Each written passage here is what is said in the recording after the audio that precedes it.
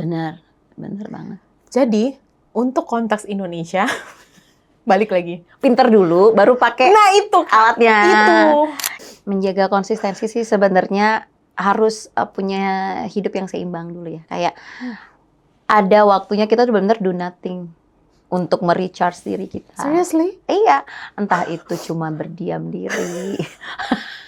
Aku relate, guys. Buat orang-orang introvert tuh pasti paham ya. Aku paham. Doing nothing is something. Iya loh, nggak yang cuman kayak kejar-kejaran terus. Iya, benar. Gitu kan. Untuk akhirnya, oke deh, siap nih. Harus lewatin apa dulu sih, Kak Doli? Ya kalau menurut saya, kalau saya ini kan udah pernah ngerasain gagal, udah. Ya. Ya tolong didengarkan ya kawan-kawan Komar.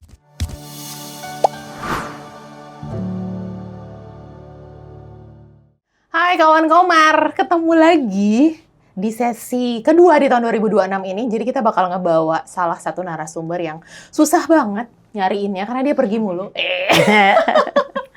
Karena dia baru akhirnya bisa kita bawa ke sini untuk berbagi satu role model di era 2026 yang mungkin udah dijalanin sama beberapa orang, tapi beliau ini harus kita gali lebih banyak gimana caranya menjalani hidup yang luar biasa aktif ini. Tepuk tangan ya meriah! 5 juta penonton pada Mara TV. Hai Kak Doli. Halo Mbak Winda. Kak lagi sibuk ngapain? Selalu sibuk. Kalau nggak ada kegiatan ya disibukin aja. Sibuk-sibukin, oke. Kalau weekdays ngapain biasanya? Weekdays itu udah pasti kan kerjanya full time ya. Oke. Cuma karena mostly yang dikerjakan itu remote, jadi makanya bisa banyak yang dikerjain lagi yang lainnya. Oke, nggak terikat sama satu tempat. Iya, betul. Jadi kamu multitasking dong, Kak? Tadinya aku pikir tuh aku bukan orang yang multitasking. Ya, tapi akhirnya dengan banyak yang dikerjakan tuh melatih diri untuk lumayan multitasking. Sebenarnya aku bukan nggak se-multitasking orang lain, cuman ya akhirnya mau nggak mau mencari alat bantu kayak misalnya ya, aku tuh handphone itu penuh banget dengan alarm. Jadi orang-orang di sekitarku yang suka annoying, kok bunyi terus. Padahal itu cuma kayak sesimpel telepon si ini sekarang. Wow. Karena bukan orang yang multitasking tapi banyak yang dikerjain kan. Oke. Sekarang transfer ini ke sini. Jadi punya asistennya itu alarmku banget gitu. Kamu berarti nggak butuh asisten-asisten yang lain, kamu bisa jadi asisten dirimu sendiri ya? Iya, cuman yang masalahnya kan kadang orang suka bilang gini, gak usah pakai alarm, catat aja. Iya, udah dicatat, lupa baca catatan. Jadi mending alarm kan bunyi terus. Iya. Cuman bunyi setiap waktu. Alert ya. Bener. Harus disiplin berarti, Kak? Harus ya, harus disiplin. Harus saat itu dikerjakan. Nah seringnya itu yang gagalnya kalau misalnya bunyi, oke ntar kerjain. Padahal udah bunyi kan. Oke. Udah ngasih tahu. Menunda. Jadi ngajarin disiplin juga. Nice. Berarti kamu weekday sudah ada certain activities gitu ya. Pernah nggak sih kamu ngerasa kayaknya aku tidak cocok deh untuk bisa full timer dan itu offline misalnya gitu? Iya. Ketika aku memutuskan untuk akhirnya quit itu di sekitar tahun 2022-2023 ya, untuk benar-benar berhenti full timer yang offline gitu. Sampai karena opportunity-nya cukup bagus, sampai orang pikir, oh mungkin kamu udah di fase aktualisasi diri ya sekarang. Nggak butuh duit ya. Iya. Enggak kok, masih jauh kayaknya gitu. Financial independent, freedom gitu ya. Ada gitu. Nggak entah kapan, itu juga masih ditunggu-tunggu kok gitu ya. Ya cuman akhirnya pikir, oh makanya saya nggak cocok untuk jadi full timer gitu secara offline gitu. Nice. Tapi apakah baik nggak sih untuk kamunya secara person untuk mengerjakan banyak aktivitas di dalam beberapa waktu dan itu bersamaan? Awalnya aja sih yang sebenarnya agak cukup keteteran, cukup bikin frustrasi juga, worry, segala apa sebenarnya tempaannya itu secara mental aja. Mental issue? Kamu Tapi pernah mental issue? Pernah nggak? kalau secara personal nggak ada masalah pribadi yang personal banget sih, enggak sih. Enggak ya. Tapi kalau untuk profesional udah aman lah ya. Profesional udah aman. Aku iri deh sama orang-orang yang bisa mengerjakan banyak pekerjaan dalam satu waktu dan banyak bidangnya juga. Boleh nggak kamu ceritain spill dikit ke kawan Komar? Bidang yang kamu sedang kerjakan dalam beberapa waktu dan beberapa bidang itu gitu. Nggak satu bidang ya guys, ini bukan satu bidang loh gitu. Ya, jadi sebenarnya kalau sekarang ini saya kerjakan itu, saya full timer sebagai strategic communication planner gitu, tapi remote ya. Oke. Jadi kalaupun harus meeting offline seminggu sekali, seminggu 2 kali udah paling banyak. Oke. Nah selebihnya itu kan banyak waktu. Jadi karena deadline-nya itu biasanya pagi, kalau memang saya udah pikir besok mau ngapain nih siang-siangnya, tengah malam saya kerjain. Kadang juga subuh, ya saya bangun aja kerjakan gitu kan. Supaya bisa olahraga pagi misalnya. Jadi pagi tinggal submit aja. Yes. Oke, terus nanti hari tertentu saya setelah mengerjakan pekerjaan yang remote itu jam 8, udah submit semua kerjaan, udah bagi kerjaan, saya ngajar ke kampus, jadi dosen. Habis itu nanti di sela-sela waktu saya buka laptop lagi, saya ngajar vokal lewat Zoom. Wow. Nah, nanti kalau misalnya nggak ada jadwal meeting dalam 1 minggu atau 2 minggu atau udah atur nanti siapa yang bisa wakilin meeting, saya biasanya trip tuh personal shopping kayak gitu. 4 karir loh kita ngomongnya ya. Karirnya ada 4 loh guys. Menarik kok. Dan itu Cobain deh. Dan 4 karir itu bidangnya nggak yang beririsan ya guys ya. Ada yang benar-benar pakai otak, strategic level, high level, sampai titik yang sangat kreatif seperti mengajar Vokal. Gitu. vokal. Wah, unik ya. Harusnya orang Indonesia nih banyak kayak gini nggak sih? Kita duplikasi ya Pak? Itu otak kiri sama otak kanannya kan balancing tuh. Kamu kecil dulu makan apa ya Kak? Sebenarnya saya itu tuh cita-citanya waktu kecil menjadi seniman. Wow. Gitu. Cuma kan kalau orang tua zaman dulu tuh pemikirannya apa ya mau makan apa ya seniman itu gimana? Belum pernah ada contoh mungkin di mata mereka kalau seniman zaman dulu tuh yang kayak sukses banget gitu. Kan taunya jadi dokter, insinyur apa gitu. Benar. Kan, gitu. Jadi tapi ternyata begitu udah makin berjalannya waktu saya berprofesi menjalani karir, akhirnya semuanya menjadi seni juga, balik juga tuh sedikit-sedikit kan, vokalnya, musiknya, kemudian pekerjaan itu saya mengerjakannya dan merasakannya kayak sebuah seni juga. Oh gitu.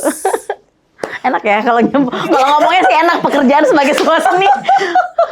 Guys, percayalah padaku, ini dia udah di level titik udah gini, dozen. Soalnya melewati ini kan pasti ada darah-darah, berdarah-berdarah ya. Ya, pasti. Kamu pernah pas berdarah-darah itu? Pasti ya pernah, apalagi hal yang paling simpel ya, kalau masalah duit gitu kan. Iya bener lagi. Gimana nih kayak mau mempertahankan idealisme sementara dikejar tagihan misalnya.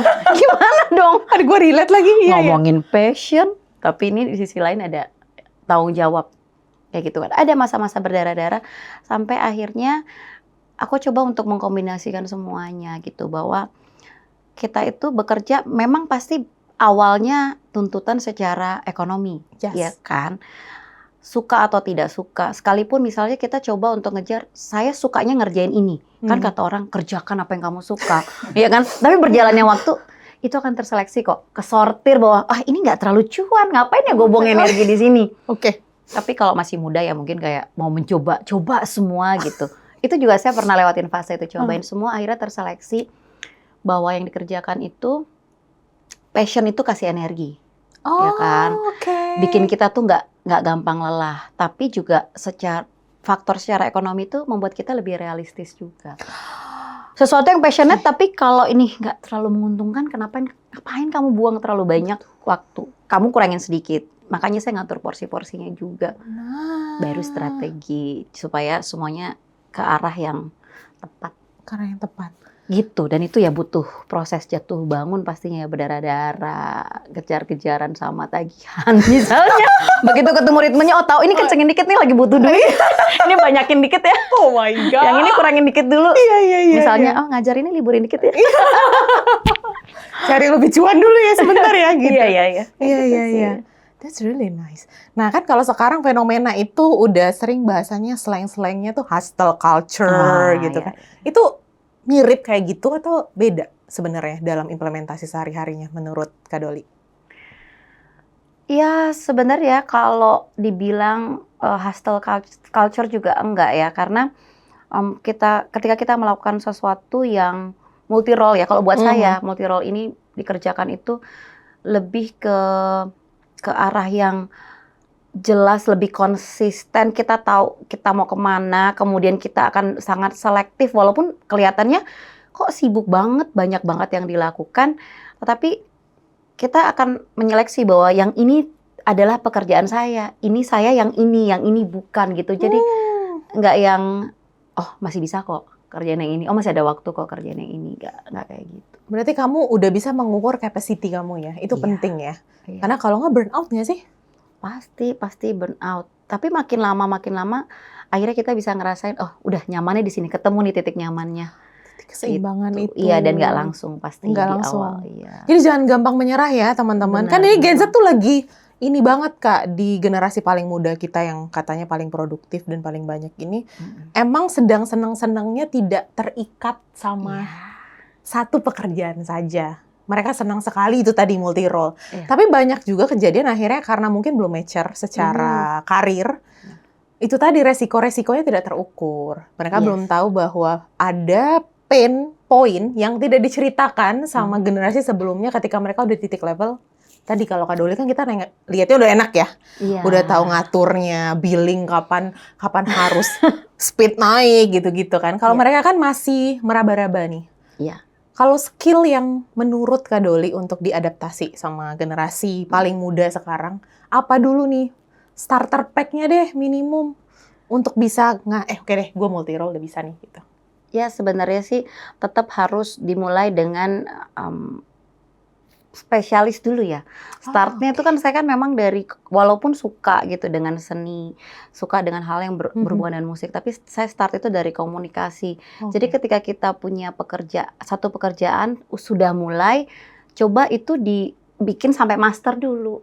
Gitu. Master yang kita yang ukur ya, bukan ukuran orang, segitu mah belum seberapa gitu. Master itu indikatornya mungkin paling tidak kita punya pencapaian sampai di level jabatan tertentu misalnya, atau 3 tahun, 4 tahun pekerjaan yang sama di situ terus. Kemudian nanti kita akan ketemu sendiri bahwa saya perlu kembangin lagi nih, gitu. Nah ketika itu mulai kembangin dan itu sudah cukup bagus, kita lihat ada pencapaian-pencapaian, baru kita bisa mulai cobain yang lain gitu. Nah kebanyakan tuh kan generasi muda sekarang langsung mau mulai, pokoknya nggak mau terikat aja, enak nih kerjaan ini gitu. Apalagi ngeliatin orang lain, enak ya dia kerjanya kayak gitu. Enggak kok, saya 18 tahun kan bekerja gitu, jadi jangan buru-buru, jangan buru-buru, nggak ada jangan instan. buru-buru, benar gitu. Berarti ingat ya, jangan komitmen issue. Kalau sekarang kan narasi grandenya komitmen issue. Mereka takut sama komitmen-komitmen tertentu. Nah, itu bahaya sih. Dan justru. Itu bahaya justru. Kalau kita mau kerja remote, apalagi ya, itu kita nggak ada yang lihat kan. Kalau nggak punya self discipline, nggak punya rasa takut ini nggak bagus, ini nggak cukup excellent, itu sih bahaya. Kita akan banyak kehilangan justru. Orang jadi nggak percaya lagi, karena kalau kerjaan remote itu kan tantangannya ke hasil ya.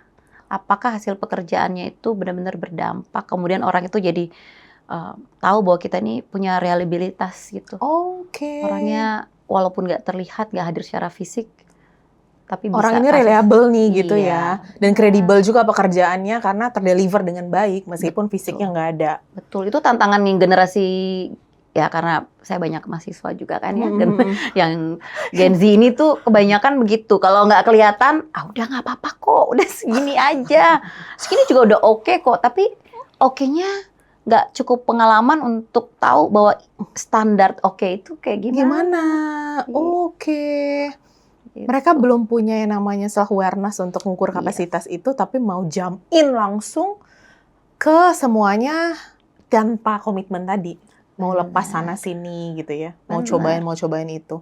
Di level mana teman-teman yang sekarang lagi nonton mungkin ya, yang generasi muda, untuk akhirnya oke deh, siap nih, harus lewatin apa dulu sih Kak Doli? Ya kalau menurut saya, kalau saya ini kan udah pernah ngerasain gagal udah, ya. Ya tolong didengarkan ya kawan-kawan Komar. Ketika kita kerja juga di kantor kan berkompetisi gitu sama yang lain. Sudah pernah ngelewatin rasanya bagaimana bertahan supaya ketika misalnya harus ada pengurangan. Terus kita jadi orang yang tidak akan pernah dipilih untuk masuk dalam list itu. Gitu kan, harus bertahan. Oh my God, itu menyakitkan. Iya, terus pernah juga cobain, pengen banget ya punya bisnis sendiri. Iya. Lalu kemudian, wah ternyata saya nggak punya bakat, misalnya habis modalnya, itu juga udah pernah dilewatin gitu, kayak gitu. Akhirnya saya kembali lagi, duh kok kangen ya ngajar ya, balik lagi ngajar. Jadi setelah perjalanannya bolak-balik, cobain lagi, tinggalin lagi, cobain lagi, akhirnya kayak apa ya, coba untuk mencocokkan. Gitu, akhirnya oh di sini saya nih. Saya harus menjadi full time, tapi bukan yang secara offline. Bagaimana supaya saya bisa tetap mengerjakan pekerjaan yang juga mengisi passion saya. Ada energinya jadinya gitu ya. Terus tapi juga secara ekonomi memenuhi gitu. Karena kalau kita tahu bahwa ada tagihan yang belum terbayar, passion ini mandek juga kok nggak bisa jalan. Kita bukan pewaris. Iya, itu dia. Kita penglaris. Bener, betul. Kita penglaris gitu ya. Tadi salah satu karir lainnya itu kan tadi adalah personal shopper ya? Yes, personal shopper. Itu aku sering banget berharap satu hari nanti aku mampu dan capable untuk melakukan itu. Karena hanya konsultan untuk diri sendiri saat ini. Itu gimana sih kamu ngelihat bahwa, wah ini nih adalah salah satu profesi yang menyenangkan plus menambah energimu. Dari mana, titik mana sih kamu mulai jalanin profesi itu? Sebenarnya awalnya itu mulai dari, ini saya punya temen ya, dia tuh jalanin duluan. Tapi sebelum ketemu dia pun, saya pernah juga punya cita-cita, enak ya, karena saya suka belanja, suka shopping. Enak nih kalau belanja buat orang lain, jadi personal shopper tuh kayak enak. Tapi siapa ya yang mau beli gitu? Akhirnya dengan join sama temen, karena saya juga orang yang cukup introvert, bukan anak yang suka nongkrong. Kemudian diajak nongkrong-nongkrong, saya bilang, ayo kita bikin sesuatu yang berfaedah. Ya udah, ayo kita cobain, mau nggak barengan gitu, cobain ini personal shopping. Dan ternyata itu sekali, 2 kali awalnya pikir gini, saya tuh selalu berpikir nggak punya bakat untuk dagang, gitu kan. Tapi akhirnya saya ketemu hal bahwa ini memang diri saya ketika coba untuk pahamin kliennya, pahamin customernya. Ini menarik nggak sih buat mereka? Kenapa produk ini harus dijual? Sampai sebegitu berpikirnya gitu. Tapi itu kan sebagai praktisi di komunikasi juga itu bagian dari pekerjaan kan, memahami gitu, understanding audience, bagaimana selera mereka, kebutuhan mereka itu bisa kemudian saya matchingin dengan ini produk ini loh yang memang cocok kok gitu. Jadi merekomendasikan produk, bukan cuma sekedar ini ada barang nih, mau nggak, mau nitip apa aja gitu. Nggak cuma sekadar sales ya, function di situ. Iya, dan itu menjadi suatu pekerjaan yang menarik karena saya nggak suka pergi-pergi, tapi dengan menjalankan pekerjaan ini akhirnya pergi karena saya suka gitu untuk wah produk ini gimana ya supaya ini dianggap diperlukan, supaya orang mau beli itu gimana ya, sisi menariknya, kelebihannya apa, kenapa dia harus beli ini. Kadang misalnya saya sama teman saya, sama partner saya itu saya juga tanya, kenapa orang harus beli ini? Udah nih emang harus dijual gitu kan. Enggak, orang kan mau beli pasti ada reasonnya, kebutuhan mereka emang apa kayak gitu. Dan itu jadi ketemu bahwa saya suka gitu. Kamu harus berarti jelimet dulu. Persuade people jago kamu berarti. Iya. Sepertinya. Sama ya kan? Basic benar. skill kamu tuh udah sangat fundamental yang sebaiknya dipunya sama teman-teman di luar sana. Emang harus kuat dulu nggak sih, Kak? Iya. Untuk bisa sampai titik ini. Karena kalau enggak kan masih gampang, segala sesuatu cuman FOMO aja. Benar. Ketika kita milih apa yang mau kita kerjakan, pekerjaan ya seperti yang saya pilih, itu karena kita tahu bahwa saya dari faktor ini, yaitu dari aspek ini, saya bisa nih masuk ke sini. Misalnya di personal shopping, saya suka untuk memahami orang kan, bagaimana selera sama produk ini tuh bisa ketemu. Ngajar vokal juga gitu.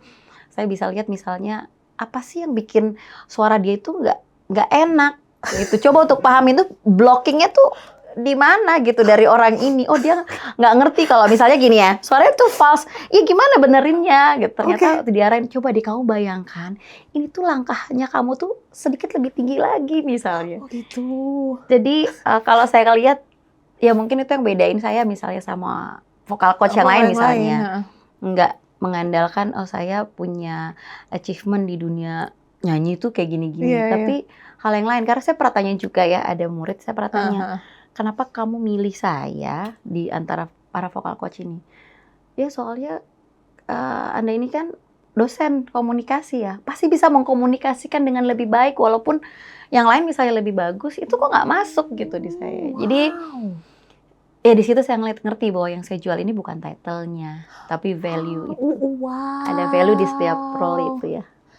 Berarti kan sebenarnya beririsan in the end of the day. Iya. Ada garis merah yang kamu tarik bahwa dari profesi banyak yang kamu jalanin tuh fundamentalnya kamu udah keisi semua. Jadi makanya kamu udah bisa sangat chill ya. Teman-teman semua, kamu udah lihat ya bahwa nggak ada lagi pikiran aneh-aneh yang membuat kamu jadi energinya drop gitu. Iya. Untuk ngejalanin, ada berapa? 5 atau 6, mungkin ada penambahan lagi 2026. Cukup dulu kayaknya. Cukup dulu mau ya? di ini dulu, apa harus boost masing-masing untuk lebih maksimal. Lebih maksimum. Oke. Iya, iya.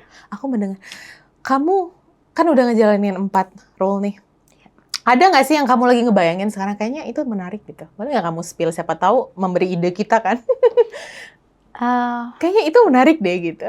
Dulu tuh kan saya pikir berdagang, terus punya bisnis itu bukan saya banget. Maksudnya nggak punya bakat Oke. ketika pernah gagal. Tapi justru ketika melakukan semua ini saya melihat jangan-jangan saya bisa coba ini untuk punya toko nih atau punya store nih. nice. Jangan-jangan bisa balik lagi. Sedikit-sedikit agak mulai membayangkan itu gitu. Punya Tapi ya toko ya. coba ya. Iya. Dipikirkan dulu ya. Mulai dari mimpiin dulu ya. Iya dong.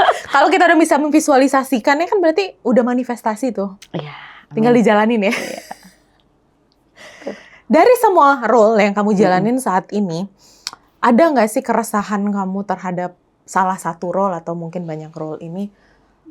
Kayaknya di masa depan ini nggak bisa lagi nih dijalanin kayak gini. Dan gue harus ke arah yang beda. Pernah nggak sih kamu ada keresahan itu? Ada. In this era ya? Iya ya. Untuk karena saya lihat kan dunia ini makin nggak stabil ya. Ih banget. Ya kan. Jadi kita juga nggak bisa kayak berpegang sama satu idealisme yang bikin kita jadi nggak lentur dan nggak bisa melihat opportunity yang lain. Kayak gitu. Ada gitu. Masa-masa kayak gitu. Apalagi saya kan lebih banyak di bidang pekerjaan strategic communication ini tuh di politik, di pemerintahan. Kita tahu kayak apa kan. Jadi ketika semua serba tidak pasti, ya sudah pasti mulai kayak siapin langkah ke depannya nih apa nih untuk bisa support yang ini biar nggak goyang. Iya. Gimana cara langkahnya Kak? Menghadapi ketidakpastian di era ketidakpastian yang full ini. Balik lagi harus punya value yang bisa membuat kita itu tetap stand out ya di kompetisi itu. Apa yang saya bisa berikan, selalu fokusnya ke situ. Yang orang nggak bisa kasih itu apa lagi ya? Bagaimana yang membuat orang itu terikat gitu? Karena ada salah satu pekerjaan yang buat orang emang gak ada orang lain, kenapa dia lagi? Iya, gitu. benar-benar. Nah kalau saya sih melihat sebenarnya gini, sering orang kan gini, udahlah, saya udah kasih kok segini. Ini job desk saya misalnya, atau kontrak kita sebatas ini. Terus ketika diminta yang lain saya nggak, jangan kasih gitu. Orang suka ngomong misalnya itu ke saya, itu sering banget dari dulu sampai sekarang. Cuma saya kasih, karena buat saya ketika kamu minta apa, saya kasih lebih, kamu akan tergantung. Akhirnya itu menjadi strategi baru untuk bikin orang tuh tergantung sama kita ya. Guys, extra miles. Iya, itu banget ya. Plus hitungan ya. Plus ya. Nah itu tuh, jadi nggak segala sesuatu dikalkulasikan. Bener banget. Berarti kamu harus jadi orang yang benar-benar genuine, tapi juga harus kind, wholeheartedly gitu ya. Iya, nggak bisa cuman kayak sekedar hitung-hitungan bahwa ini bidang economic saya, things di bagian banget dia, gitu bukan ya. dia. What makes you you? Kamu outstanding sekali. Kamu udah ngelewatin apa? Itu kan pertanyaan orang-orang tuh Kak. Pasti kan nggak mungkin kamu sekeren ini. Jalan kamu kayak jalan tol yang nggak ada itunya, macetnya. What makes you you? Aku sangat curious gitu. Aku mau belajar gitu. Sebenarnya jalan tol juga aja bisa macet. Kalau di sini ya. Tapi kan kita udah tahu, ya kalau di sini ya. Kita udah tahu lagi kan ya macetnya kenapa lagi nih gitu. Iya. Ya sebenarnya pertama ya, saya itu memang kan startnya, saya tuh ada beberapa titik balik. Ketika saya lulus S1 dulu sebagai dari jurusan Public Relations, kan mimpinya benar-benar jadi PR. Oh, PR. Tapi kenyataannya pekerjaan pertama saya adalah sekretaris. Sekretaris, kemudian 1 tahun saya bekerja, saya dapat kesempatan untuk mulai jadi dosen saat itu. 1 tahun pekerjaan. Kemudian akhirnya saya menggantikan manajer komunikasi di perusahaan itu. Gitu. Dulu saya di market research consultant gitu, di daerah Sudirman di sana. Itu tangga ya kita ya. Tahu lagi. Ya, dari situ kemudian banyak banget tantangan, karena orang lihat, kenapa harus dia? Iya, orang kan gitu. kita bisa interview orang lain yang lebih capable. Kenapa sekretaris loh? Gitu. Tapi ini penunjukan langsung dari managing director yang melihat ada sesuatu yang saya bisa lakukan untuk posisi ini gitu. Akhirnya ketika manajer komunikasi itu resign, dia bilang saya mau dia ya yang gantiin penunjukan itu. Jadi itu karena setiap misalnya diminta, kalau sekretaris itu kita tahu lah standar-standar pekerjaannya kan. Tapi saya kasih lebih, misalnya saya sadar banget saya ini public relation. Background saya bukan sekretaris. Jadi ketika saya diminta misalnya melakukan pekerjaan, bikin pengumuman deh. Oke, saya akan bikin secara visualnya, tampilannya kayak artikel, bikin kayak gini, suruh bikin event, gimana ntar pembukaannya, saya bikinin rundown segala macam. Jadi berusaha untuk selalu excellent walaupun harus begadang, harus kurangin me time kan. Terus ditambah lagi akhirnya saya milih untuk sekolah lagi, ambil sertifikasi, saya ambil kursus, seminar, training, pokoknya banyak yang saya serap dulu, kemudian juga harus melawan banyak pandangan-pandangan yang negatif gitu ya. Jadi pain-nya udah banyak, udah cukup bikin saya akhirnya ketemu titik ini. Jadi butuh proses, butuh waktu. Semua orang pasti akan mengalami penderitaan-penderitaan dulu untuk bisa. Penderitaan itulah yang orang nggak mau alamin. Ya, nggak bisa. Nggak bisa ya. Itu beserta dengan proses-prosesnya. Jangan ngelihat yang hasil akhirnya aja nih gitu. Luar biasa kan, guys. Beliau udah, intinya adalah extra miles ya, kata kuncinya. Selalu kasih yang lebih, selalu harus excellent. Nggak yang diminta 10, kasihnya 10 aja. Oke, itu yang bikin orang jadi demanding dan bergantung sama kamu. Iya, kalau kamu menjadi seseorang yang orang tuh terikat, aduh maunya dia aja, udah nyaman sama ini. Udah susah ya. Diperhitungkan kok. Udah nyaman itu ya, membangun kenyamanan. Bikin nyaman. Nah, ada kata-kata baru ya teman-teman ya. Prestasi nggak cukup, harus bikin nyaman. Iya, comfortable. Dan itu kan usahanya nggak dikit. Untuk bikin orang ngerasa nyaman. Banyak pengorbanan. Bener. Apa yang kamu korbankan selain waktu tidurmu? Korban perasaan. Kenyamananmu? Nah, itu tuh Kak. Misalnya nih, kayak saya tuh karena terlalu gampang, misalnya ngasih sesuatu, pekerjaan segala macam, itu bisa dipakai oleh orang lain. Kadang dibajak. Buat saya sih nggak peduli. Kadang-kadang. Awal-awalnya kayak, ya ampun, itu kan punya pekerjaan gue ya, itu gue yang bikin. Nah itu baru-baru ini juga masih terjadi kayak gitu. Jadi kayak rasanya, gimana ya cara melindungi diri. Tapi kalau diminta, ntar dia keenakan. Cuman akhirnya saya pikir, enggak kok. Gitu. Semua yang memang niatnya itu benar, ya tinggal diatur aja nih. Saya keluarin dikit-dikit. Supaya nggak bisa terlalu mudah untuk disampaikan oleh orang lain yang nggak mengerjakan, misalnya. Jangan mengutilisasi hal-hal yang itu bukan produk kamu, gitu ya. Iya. Tapi karena kebesaran hati kamu yang itulah nggak sih kamu jadinya smooth di berbagai perjalanan kamu? Iya, saya rasa gitu ya. Karena orang kan juga jadi nggak ragu ya, misalnya mau minta sesuatu atau udah, ya itu balik lagi kenyamanan ya. Orang pasti akan merasa nyamannya sama Kak Doli nih, gitu kan. Kamu pandai bikin semoga makin banyak orang yang nyaman di tahun 2026 ini pada saya. Tapi takut makin banyak yang nyaman nanti butuh kepastian loh. Tinggal ngasih jawaban yang susah. Iya, ada gitu. Ngelesnya susah nih. Aduh, udah anti komitmen, nggak mau komitmen sama satu, ya kan? Susah kan? Tapi nggak apa-apa ya. Banyak pilihan lebih bagus daripada nggak ada pilihan. Iya kan? Tapi iya ya. Tapi sekarang ini paradoksnya lagi. Tidak ada pilihan adalah sebuah privilege. Kamu pro atau kontra? Tidak ada pilihan sebagai privilege. Kita lihat bagaimana POV Kak Doli melihat statement ini. Iya. Ya, kamu tidak pro ada pilihan itu privilege. Kamu pro? Ya, untuk satu hal ya. Untuk konteks mana yang kamu pro?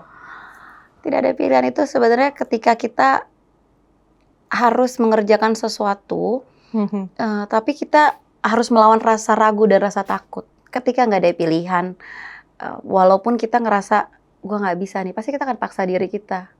Karena kadang-kadang orang itu nggak bisa melihat sesuatu dalam dirinya kan, harus dipaksa oleh keadaan. Itu karena nggak ada pilihan. Gitu. Kebanyakan orang yang misalnya dulunya punya kehidupan yang sederhana karena dituntut keadaan, nggak ada pilihan mau nggak mau. Dia misalnya punya bisnis yang akhirnya sukses kok gitu. Tapi kalau terlalu banyak pilihan, boleh santai, boleh tunggu transferan dari papa aja. Misalnya, aku mau lagi gitu. Itu pilihan kan? Iya. Gitu sih. Itu bisa jadi privilege. Jadi sebenarnya tergantung. Tergantung POV-nya ya, dan tergantung konteksnya. Iya. Terus ada lagi hasil riset terbaru. Semakin banyak pilihan, bikin banyak orang jadi semakin gampang dan nggak fully konten untuk memutuskan sesuatu karena tadi terlalu banyak informasi. Menurut kamu itu distraksi atau sebenarnya itu adalah fully untuk push limit kamu sampai ke kapasitas terbaik dari versi kamu? Ya, sebenarnya saya lebih setuju yang itu ya, bahwa itu akan fully mendorong kita untuk sampai ke limit kita. Gitu. Karena kan banyak referensi harusnya bisa shaping. Harusnya ya? Iya, harus bisa shaping kita, melengkapi yang nggak ada. Karena kebanyakan tuh orang yang salah ketika melihat begitu banyak referensi, begitu banyak pilihan, kemudian bikin dia bingung, akhirnya nggak memilih. Atau memilih juga pilihannya salah. Tapi dia nggak coba untuk setiap pilihan itu, coba untuk dia analisis, atau coba dia lihat, akhirnya dia menemukan solusi. Bisa jadi nggak di antara pilihan itu, tapi dia membuat pilihan yang baru gitu dari situ. Membuat dirinya susah kembali. Iya. Akhirnya udah bikin aja deh sendiri. Iya gitu, pilihan itu nggak ada di sini gitu sebenarnya. Berarti menyusahkan tapi juga kadang-kadang membantu. Iya. Kita balik ke realitas orang Indonesia. Masyarakat Indonesia ini kan based on data kan 90%-nya non-intelektual. Which is untuk memahami sesuatu, boro-boro memahami deh. Membaca dengan baik kontennya aja kan mereka struggling. Sebagai seorang edukator juga, kamu ngelihat fenomena ini, kamu mau ngapain? Saya ya? Iya. Ini aku juga tanyakan kepada narasumber sebelumnya. Karena keresahan itu membuat kita kan jadi banyak berpikir, wah ini banyak sekali blocking yang nggak bisa kita kontrol. Karena landasan pacunya aja nggak kuat nih untuk bisa meliterasi. Benar. 90% tadi. What do you think? Sebenarnya kan kita nih sekarang dalam era yang semua serba tersedia sebenarnya, digital, tinggal cari. Cuma masalahnya orang nggak tahu yang mana source yang tepat. Nah, gitu kan. Mau kembali ke buku juga sulit banget gitu untuk mengembalikan budaya itu kan. Ya kalau menurut saya kita bisa masuk ke tengah-tengahnya gitu, mengcombine itu semua. Contohnya kayak kode marketing ini deh. Di luar skrip ini dong. Memanfaatkan memanfaatkan teknologi itu menjadi satu tempat untuk mengedukasi orang gitu, menyederhanakan. Kalau orang nggak mau baca, nggak mau nyari sumbernya, cobalah dengerin expert nih bicara di sini misalnya, atau memang di channel-channel yang secara digital gampang banget kita akses kok gitu. Maka kita akan dapat banyak referensi, banyak pengetahuan, membuka pikiran kita, mempertajam cara pandang kita juga sih. Karena itu nggak bisa dihindari belajar ya. Cuma cara belajarnya sekarang ya aja yang banyak berbeda. Iya. Kita juga sebagai edukator kan nggak bisa lagi kayak dulu, buka bukunya, kerjakan, jangan lupa dibaca gitu kan. Maunya Gen Z sekarang itu serba udah langsung bisa diaplikasiin aja. Kalau nggak, udah dikte aja. Apa? Pertama apa? Kedua apa? Gitu kan nggak mau mikir. Kalau saya sih misalnya di kelas lebih sering saya kasih, kalau kerjakan tugas misalnya, tulis pakai tangan. Balik lagi zaman dulu ya. Soalnya otaknya tuh biar harus dipaksa. Biar dipakai. Iya, kalau nggak kerja. Benar. Kayak gitu. Atau dengerin deh video ini. Saya akan jelasin dalam bentuk video misalnya. Dengerin. Jadi kayak kalau kita mau manjain sedikit misalnya mahasiswa, saya bacain atau saya udah terjemahin ulang nih ya dengan bahasa yang kamu lebih gampang, tapi tetap harus belajar. Oke. Kayak gitu. Tuh, menulis. Menulis itu kan adalah salah satu output terbaik setelah kamu punya banyak informasi di otak dan kemudian kamu mampu memframing informasi-informasi penting. Menurut kamu harus nggak sih seluruh kurikulum tuh sekarang kalau ujian udah back to paper lagi gitu? Saya setuju banget ya. Setuju banget ya. Pemerintah udah dengerin dong. Kalau sebagai dosen sih sangat setuju gitu. Soalnya ntar gampang pakai chat GPT, AI, Gemini, DeepSeek, kecuali kalau muncul jahatnya saya misalnya, saya tahu ini nggak mungkin kamu ini pasti ya kan. Cuma itu kan balik ke gaya-gaya lama kan yang lama. Saya suka bilang boleh pakai ChatGPT tapi ingat keyword yang salah itu hasilnya salah. Jadi kamu pikir gampang mencari keyword juga gitu kan. Lebih gampang justru bikin aja dari pemahamanmu sendiri. Kalau ada yang nggak paham, tanya ChatGPT ini apa sih? Baru tetap bikin jawabannya sendiri, gitu. Jadi ChatGPT itu jadi teman belajar. Jangan menjadi sumber satu-satunya. Benar. Jangan diperintah-perintah aja kerja.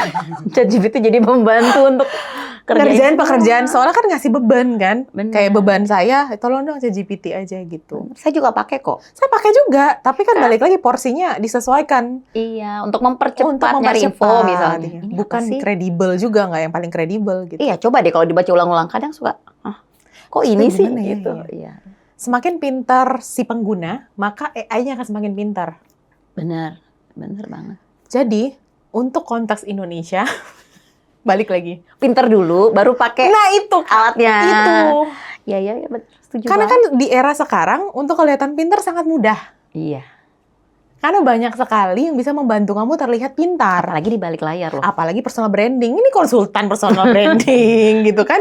Bisa nge-grooming orang untuk kelihatan, wah ini orang sangat smart. Ini orang sangat keren gitu kan. Tapi kalau balik lagi tadi fundamental things-nya, strategic thinking, critical thinking, sampai dengan analisisnya nggak kuat. Bener. Itu jadinya brandingnya bodong ya. Iya, bener banget. Jadi kita jangan pernah percaya Kak Doli sama apa yang dilihatin sama media, atau kita harus menaikkan skills, kemampuan tertentu untuk milih ini kayaknya fake, ini deep fake, ini apa. Itu gimana Kak? Ngeliat kondisi sekarang? Bahaya banget. Bahaya banget. Iya gitu. Kan, takut jangan percaya sama apa yang kamu lihat. Saya tuh berpegang gitu. Pas setiap kali buka Instagram, si ini nih, jangan percaya sama apa yang kamu lihat. Bener kan? Iya. It's that okay kita selalu men-brainwash diri gitu kayak, ini BTS-nya nggak kelihatan nih. Bener. Ini nggak kelihatan nih dia lagi ngapain. Apa pesan yang ingin disampaikan. Iya, karena nggak pernah ada orang tuh yang akan share gitu, akan posting sisi-sisi jeleknya kok. Iya dong. Udah penuh nggak sih dunia ini sama yang jelek-jelek?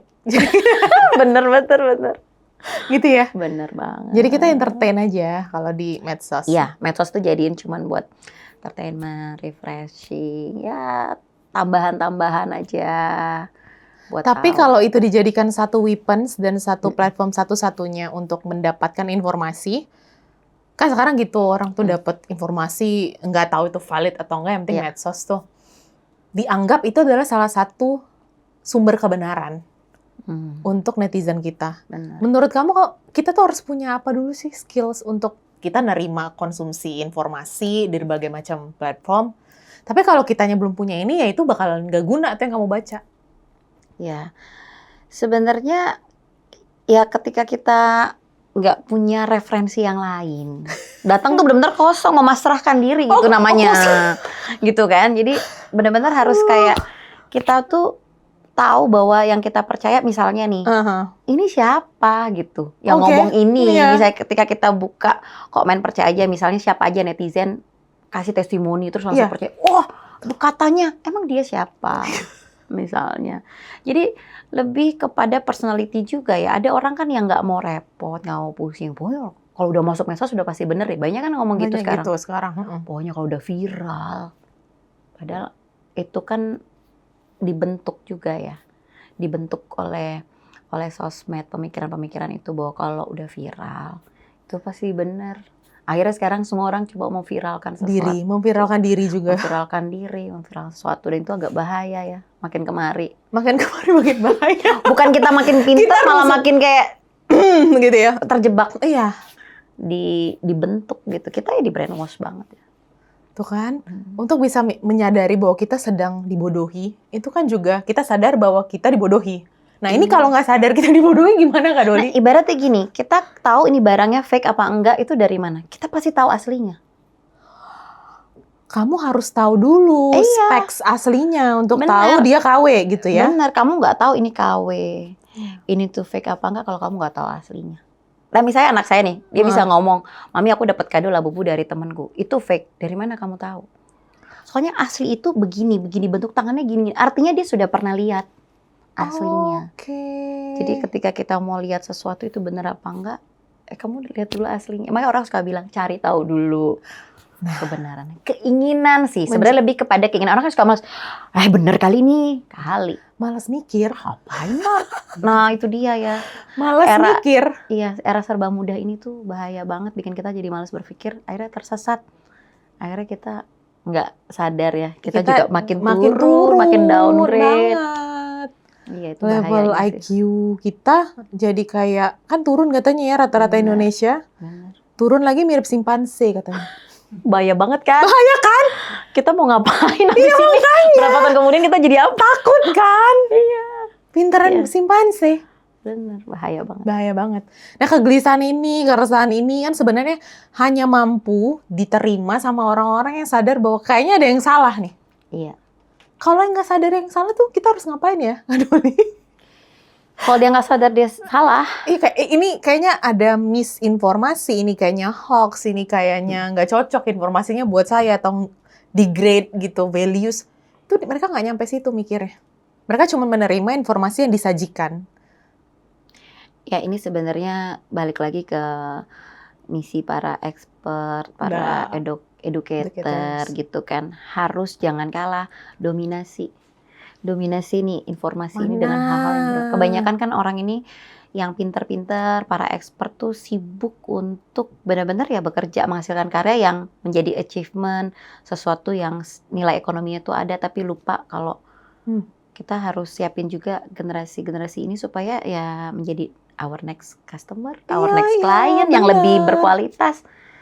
Harus bagi juga itu. Dominasi konten, misalnya melalui konten, dominasi lah, ada ruang-ruang kita juga buka untuk mereka lihat apa yang kita kerjakan misalnya, jadi sharing is the key. Yes.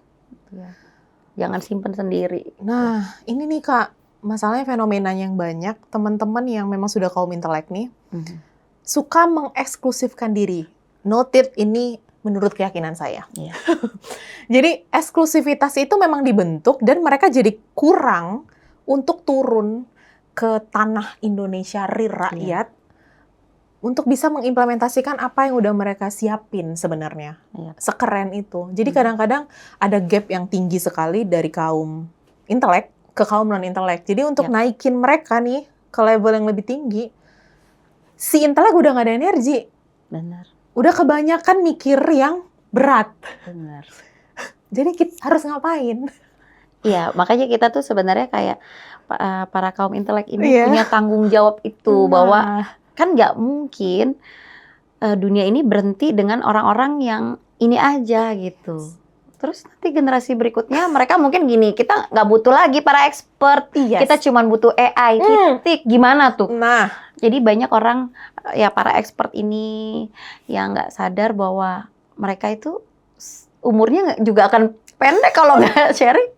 Karena kita akan digerus juga, jadi mending kita siapin juga nih lahannya untuk nanti kita mau bertanam di situ. Iya, gitu benar. Kan. Siapin lahannya, edukasi mereka supaya mereka tahu bahwa expert itu dibutuhkan, bahwa hasil research itu juga menjadi sesuatu yang kredibel yang diperlukan untuk ngambil keputusan. Jangan percayakan sama ini misalnya, dan itu harus disampaikan, harus ada effort memang. Nah effortnya itu kan kadang-kadang gitu ya Kak. Effort kan nggak cukup usaha doang, tapi harus konsisten. Benar. Sementara manusia ini kan ladangnya inkonsistensi ya. Iya. Untuk konsisten ini komitmen ya. Kadang-kadang inkonsisten, kadang-kadang semangat, kadang nggak semangat. Sebagai seseorang menjalani multi role tadi, kamu menjaga konsistensi kamu gimana? Tips and triknya? Menjaga konsistensi sih sebenarnya harus punya hidup yang seimbang dulu ya. Kayak ada waktunya kita tuh benar-benar do nothing. untuk merecharge diri kita. Seriously? Iya, entah itu cuma berdiam diri. Aku relate, guys. Buat orang-orang introvert tuh pasti paham ya. Aku paham. Doing nothing is something. Iya loh, nggak yang cuman kayak kejar-kejaran terus. Iya, benar. Gitu kan. Nah nanti dari situ, kalau kita udah tenang, udah cukup recharge, kita pasti akan diingatkan oleh banyak-banyak tanggung jawab yang lain. Akhirnya kita akan balik lagi ke tracknya, konsisten. Contoh tanggung jawab yang paling nggak bisa dihindari, tagihan deh. Mohon maaf, iya lagi impian deh. Impian, berarti kita mau jadi sesuatu gitu. Pasti akan balikin kita lagi untuk reach itu. Saya harus konsisten. Gitu. Jadi recharge, ingat impiannya apa, pasti akan konsisten lagi gitu. Karena ketika kita nggak konsisten, itu udah kebuka dikit-dikit celah untuk mulai semuanya turun. Udahlah aku menyerah. Iya, akhirnya mau ngapain ya kalau nyerah habis itu kan? Iya ya, itu bukan pilihan ya. Bener banget. Balik lagi kan, jadi karena sekian banyak informasi yang kita terima saat ini, kadang-kadang kita juga bias mana yang harus kita percaya, mana yang harus kita nggak percaya. Kalau kamu ada tips nggak sih untuk, oke deh, ini kayak make sense, ini nggak make sense. Ada nggak screening awal kamu ngelihat sesuatu tuh, ini make sense, ini nggak make sense, jadi gue harus ini gitu. Ya sebenarnya pasti ke pengalaman ya, gitu. Lebih ke pengalaman untuk bisa ngedetect ini make sense atau nggak make sense. Nah, kalau misalnya itu hal yang baru banget yang saya nggak pernah nih ngalamin ini, aku tuh kayak nol banget, ya pasti cari sumbernya yang lain ya. Referensi. Jadi nggak percaya satu itu, coba cari lagi sumber-sumber yang lain. Karena ada rasa juga misalnya kalau itu sesuatu yang wah banget kan dorongannya pengen share lagi ya, reshare kan. Nah sebelum itu, tar dulu kan malu ya kalau ternyata ini nggak valid, kalau ternyata ini bohong, malu loh gitu. Nah ini yang jarang dipunyain sekarang. Rasa malu dulu. Malu dulu. Iya. Banyak orang nggak malu kan share aja. Itu kan Kak. Udah terlanjur viral, ternyata salah. Itu berawal dari nggak ada rasa malu. Dah, jangan jauh-jauh kita ngomong hari ini, berarti semuanya adalah lu punya rasa malu dulu. Iya, mulai dari situ nggak malu kalau tuh ternyata salah. Iya, kalau ternyata salah gimana? Sumber informan Anda ternyata salah. Benar. Itu jadi orang yang harus punya rasa malu. Iya kan? Karena kalau enggak ya udah. Asal aja ngevideoin orang, udah viral ternyata angle-nya salah. Bener. Itu banyak banget kan? Bener. Saya tuh selalu ya dalam pikiran ini, apa yang terjadi kalau ini salah? Orang akan bilang apa? Orang nggak percaya salah. Udah, jadi mendingan parnonya tuh ketika mau. Sebelum kamu share, kamu parno dulu. Bener. Jangan setelah share baru parno. Iya, kebanyakan orang gini, orang mana tahu sih? Belum salah. Siapa tahu tiba-tiba satu orang aja ada yang tahu di antara orang yang nggak tahu itu. Malu loh. Malu banget. Iya, jadi kamu nggak akan bisa dipercaya lagi. Yaudah. Jadi FBI kan juga parah. Transparan juga sekarang semakin sering informasi itu. Benar. Tuh teman-teman, selain tadi nomor 1 baseline-nya adalah rasa malu. Yes, itu banget. Kalau nggak malu itu tadi nanti itu berujung kepada itu tadi ya ngambil hak orang, korap dan lain-lain itu kan karena tidak tahu malu. Langka nih sekarang tapi rasa malu itu orang kayak suka nggak malu ya. Kita kan juga ngeliat postingan dia nggak malu ya. Iya lagi. Kita harus mengajarkan rasa malu lagi. Mengajarkan rasa malu deh kayaknya. Gue aja ngomong postnya mikir-mikir terus kalau salah gue langsung archive 1 menit. Iya kan kita ulang baca lagi. Salah dikit. Malu gitu. Tapi kebanyakan malu nggak ngapa-ngapain juga sebenarnya. Ya malu yang konteksnya ya. Iya, kalau sesuatu yang nggak benar harus malu. Iya. Janganlah nggak tahu malu. Kalau nggak approve gitu, apa maksudnya kalau itu nggak valid gitu. Jangan ya. Malu-maluin. Nah ini nih, budaya malu ini tinggi sekali yang harusnya bisa diduplikasi. Bener. Makin tergerus ya. Tergerus. Nggak pernah diomongin. Orang overconfident soalnya sekarang. Orang makanya tadi, karena bantuan banyak yang bisa ngelihat dia pintar, dia keren. Personal brandingnya seperti itu, jadi lupa. Udah, apalagi kalau udah terlanjur flexing ya. Yes. Udah kayak ngerasa, orang kan udah percaya nih. Aku sudah memenuhi contreng netizen Indonesia. Iya. Blue tick lagi aku. Makin gak malu. Iya, itu bahaya. Iya, fun fact-nya teman-teman, tapi cari tahu ya sumber yang paling kredibel. Blue tick itu menambah, itu tadi, untuk bikin orang jadi semakin tidak tahu malu. Iya. Correct me if I'm wrong. Iya. Sementara itu kan dijual harganya sekarang 7.500. Banyak orang pikir itu ini orang-orang centang biru loh. Iya. Lu mau juga bisa Iya bisa, kok. makanya 7.500 sebulan, tolong. Iya, dicatat. jangan jadi rebutan. Jangan deh. rebutan. Silakan yang Itu mau. udah nggak eksklusif, yang mau silakan. Benar. Jadi coba diganti, dan informasi teknologi berubah, fitur berubah. Jadi jangan menganggap kebenaran kemarin tetap kebenaran saat ini. Nah, tidak. Udah jarang yang bener. Iya. Jadi hati-hati. Tahu malu, tolong tahu malu. Iya, bener banget. Kita balik ke kamu ngomongin personal shopping tadi. Orang Indonesia ini ternyata hasil risetnya adalah orang yang paling gampang percaya, makanya kita sering banget banyak yang kena scam, ditipu. Iya. Kalau versus Singapura ternyata harus mendengar review yang positif dan sama tuh dari 4 orang yang dipercaya. Iya. Indonesia cuma 1 dia percaya, Kak. Even orang yang nggak dia kenal, guys. What do you think? Di era review ini, gimana nih untuk kamu yang sangat menjaga kredibilitas affiliate deh minimal gitu. Untuk orang yang ngomong ini orangnya kredibel, jadi kamu harus percaya. Ya sebenarnya butuh ini ya, ketika kita mempercayai satu orang gitu ya, Iya. sumber, kita harus lihat dia dulu ya. Misalnya kita mau kerja sama deh sama orang, kita kan lihat dia itu siapa, secara kehidupannya itu apakah ya mendalami ya, jatuhnya jadi mendalami. Ini memang orang-orang yang memang ketika dia ngomong ini tuh bisa dipercaya. Oke. Ya misalnya di dunia personal shopping ini.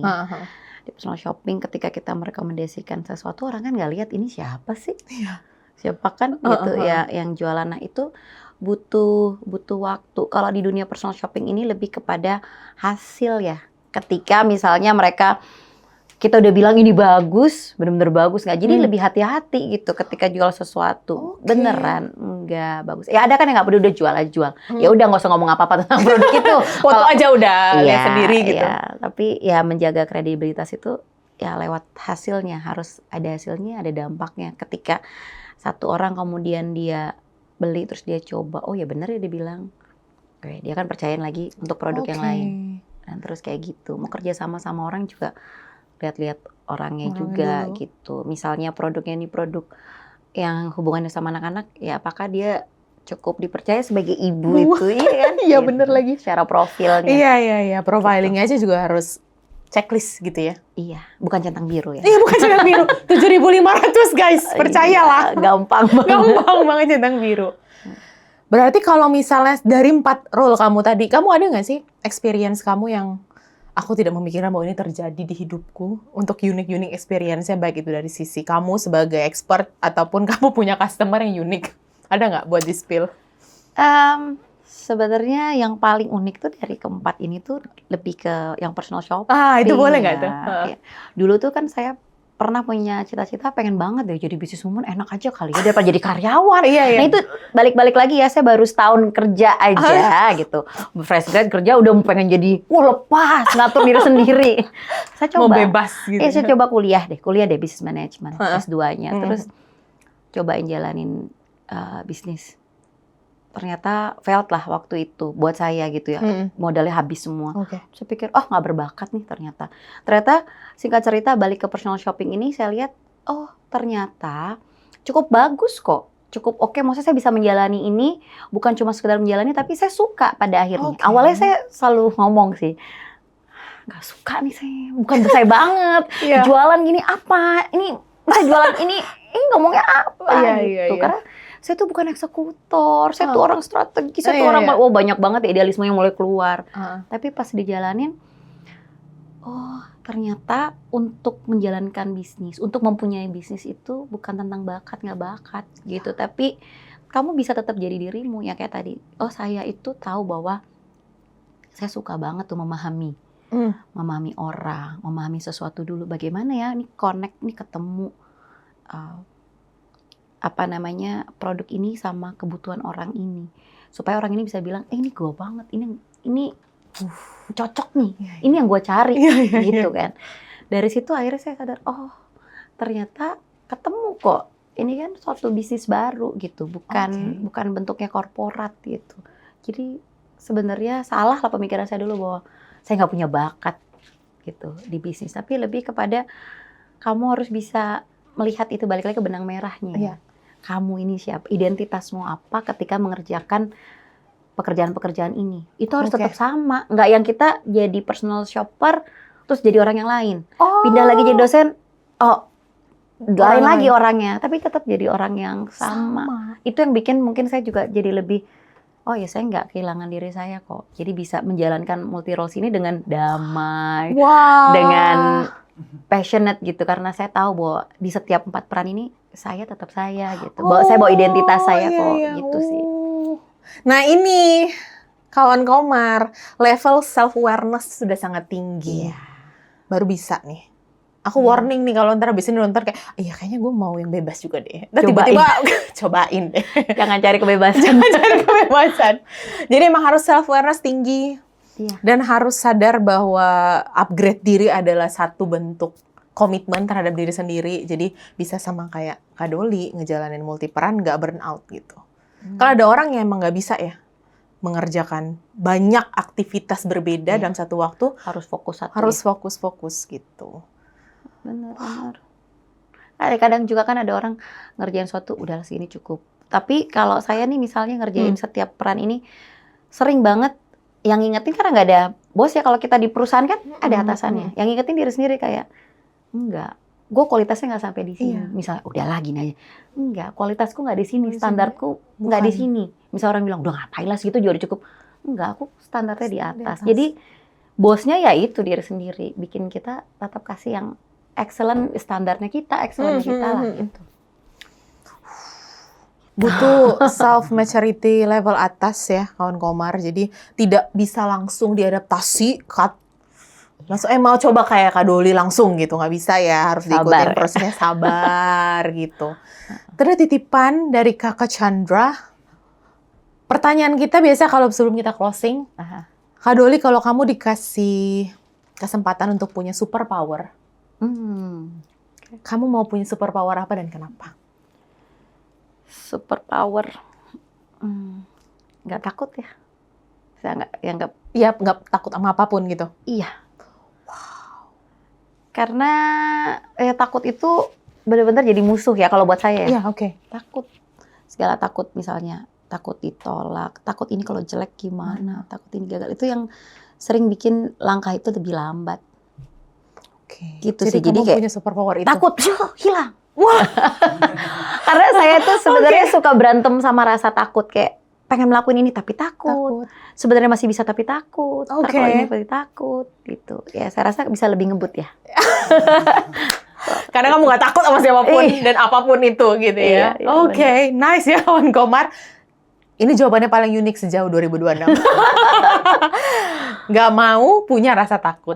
Jadi biar jalannya jadi tadi kayak tol ya. Yang penting tahu malu aja kok. Cukup. Kalau tahu malu cukup kok. Iya, cukup itu ya baseline-nya ya. Tahu malu tapi nggak takut. Iya. Gitu. Udah sampai situ ya kawan Komar. Nanti kalau misalnya ada lagi yang mau ditanyain, kita akan sampaikan pertanyaan kawan Komar di kolom-kolom chat ataupun DM ke narasumber keren kita. Tepuk tangan dulu. Thank you. 5 juta. Makasih Kak Doli. Sampai ketemu lagi di episode selanjutnya di Kode Marketing. Bye-bye. Bye-bye.